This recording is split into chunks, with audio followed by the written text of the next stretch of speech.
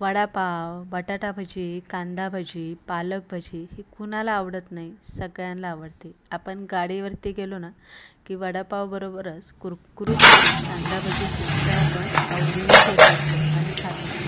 त्यांची कांदा भजी ना कुरकुरीत असतात पण तरीही एकदम सॉफ्ट आणि खुशखुशीत असतात. आज आपण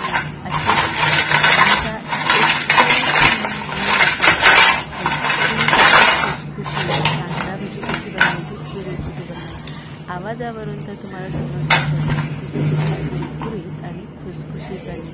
तर चला कोणताही वेळ न घालवता आपण आपल्या रेसिपीला सुरुवात करू.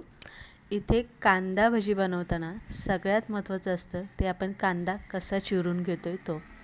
कांदा चिरताना जास्त पातळ चिरायचा नाही किंवा जास्त जाडही चिरायचा नाही, तर असा मीडियम आपल्याला उभा कांदा चिरून घ्यायचा. कढीपत्ता मात्र कांदा भजी बनवताना आवर्जून घालायचा. त्याचा फ्लेवर, त्याचा वास, त्याची टेस्ट खूप छान लागते. कोथिंबीर घालायची आहे, 2-3 हिरव्या मिरच्या बारीक चिरून घालायच्या आणि लिंबू मात्र आवर्जून आपल्याला कांदा भाज्यांमध्ये वापरायचं. आता लिंबू का वापरायचं ते मी पुढे तुम्हाला सांगणारच आहे. एक भांडं घ्यायचं, जरासं असं पसरट घ्यायचं, कांदा असा हाताने मोकळा पहिलाच करून घ्यायचा. त्यानंतर कढीपत्ता घालायचा. आता अख्खा कढीपत्ता घालायचा नसेल तर तुम्ही कढीपत्ता कोथिंबीर सारखा चिरून घालू शकता, पण मी म्हणेल तुम्ही अख्खा असाच कढीपत्ता त्यामध्ये घाला. हिरवी मिरची मी 3-4 पिळून घेतले, चिरून घेतले, ते घातले. आता मी लिंबू पिळून घेते. आता लिंबू का पिळून घ्यायचं? लिंबामुळे भजी तेलकट होत नाही. दुसरी गोष्ट म्हणजे भजी खायला एकदम चवदार लागतात आणि तिसरी गोष्ट म्हणजे भजी कुरकुरीत होतात. तर इथे आपल्याला लिंबू पिळून घ्यायचे. ओवा आपण हाताने चोळून घातलेला आहे अर्धा चमचा हिंग आणि 1 चमचा आपण लाल तिखट यामध्ये घातलेले. आता आपल्याला यामध्ये काहीही घालायचं नाही. आता हे सगळं एकत्र मिक्स करून घ्यायचे. मीठ पण आपण 1 चमचा चवीप्रमाणे घातलेले. मीठ, लिंबू आवर्जून प्रमाणात घालायचे आणि हे चोळून घेतलं की 15 मिनटं आपल्याला झाकून असंच ठेवायचं, म्हणजे कांद्याला पाणी सुटतं. आता 15 मिनटं आपण असं झाकून ठेवलं होतं. आता कांदा तुम्ही बघू शकता ओलसर झालेला आहे आणि असं पाणी सुटलेले कांद्याला.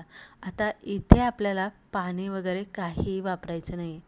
पीठ घ्यायचे, बेसन पीठ, दुसरं कोणतंही पीठ आपल्याला इथे वापरायचं नाही आहे. पीठ घेतलं. आता पीठ मी इथे चाळून का घेते, तर पिठामध्ये छोट्या छोट्या गुठळ्या होत असतात, त्या मोडल्या जात नाही, म्हणून पीठ आपल्याला असं चाळून घ्यायचं, म्हणजे पीठ मोकळं सुटसुटीत पडतं. आणि यामध्ये एकदम पीठ घालायचं नाही आहे. आपल्याला जसं जसं बसेल तसं तसं आपल्याला हे पीठ घालायचं आहे. दुसरी गोष्ट लक्षात ठेवायचं, कांदा भजी बनवताना कांद्यापेक्षा जास्त पीठ वापरायचं नाही. कांदा जास्त वापरायचा आहे, पीठ एकदम प्रमाणात वापरायचं आहे.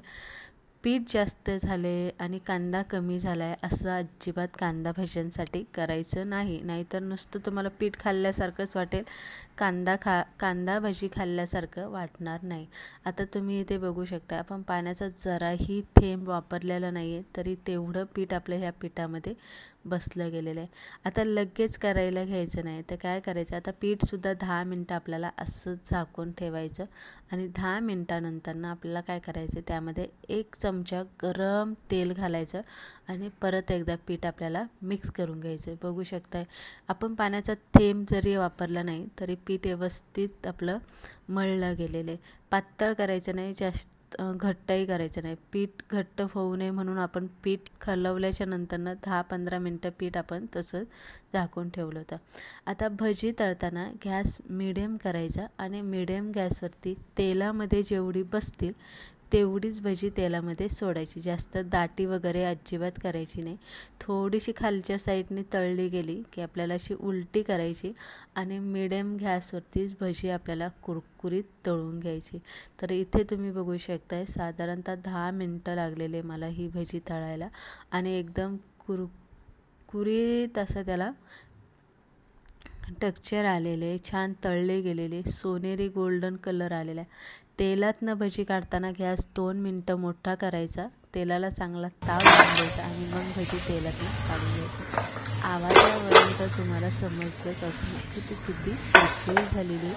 दुसरी गोष्ट म्हणजे चांगली खेकड्यासारखी झालेली. पिठाचं आणि कांद्याचं प्रमाण एकदम आपलं योग्य झालेलं आहे. आणि सगळ्यात महत्त्वाचं म्हणजे भजी आपली तेलकट अजिबात झालेली नाही आहे. कांदा भजी बनवताना लक्षात ठेवा, सोड्याचा वापर अजिबात करायचा नाही. तेलकट झालेली नाही आहे, छान कुरकुरी झालेली, खेकडा झालेली, खुसखुशीत झालेली. आवाजावरून तर तुम्हाला नक्कीच समजलं असेल की गाडीवरती मिळणारी कांदा भजीसुद्धा याच पद्धतीने बनवली जाते. अजिबात पाण्याचा वापर केलेला नाही आहे, जरासुद्धा पाण्याचा थेंब मी इथे वापरलेला नाही आहे. तरी एकदम परफेक्ट अशी आपली कांदा भजी बनवून तयार झालेली आहे. तुम्हाला कांदा भजी आवडत असेल तर लाईक करा, शेअर करा आणि नक्की करून एकदा बघा.